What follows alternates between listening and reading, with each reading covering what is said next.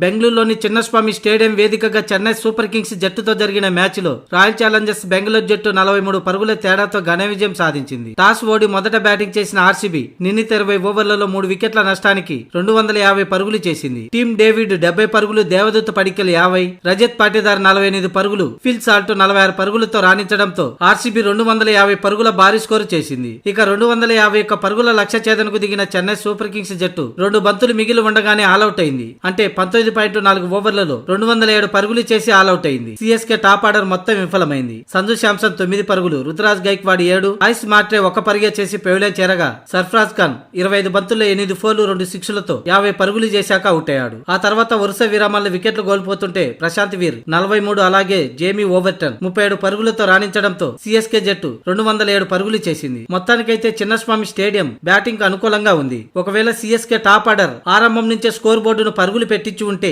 ఖచ్చితంగా ఈ match CSK గెలిచి ఉండేది. సిఎస్కే టాప్ ఆర్డర్ తో పాటు బౌలింగ్ వైఫల్యం ఓటమికి ప్రధాన కారణం. భువనేశ్వర్ 3 వికెట్లు, జాకబ్ డఫీ, అభినందన్ సింగ్ అలాగే కృణాల్ పాండ్యా తలా 2 వికెట్లు తీసుకున్నారు. ఇకపోతే ఆర్సీబీ ఈ మ్యాచ్ లో 43 పరుగుల తేడాతో గెలవడంతో పాయింట్ల టేబుల్లో టాప్ లోకి దూసుకెళ్లగా సిఎస్కే జట్టు ఆడిన 3 మ్యాచ్ల్లో ఓడిపోవడంతో 10వ స్థానంలోనే మిగిలిపోయింది. గత సీజన్ మాదిరిగానే ఈ సీజన్ లో కూడా సిఎస్కే వరుస ఓటములతో సిఎస్కే ఫ్యాన్స్ ను నిరాశపరుస్తున్నారు.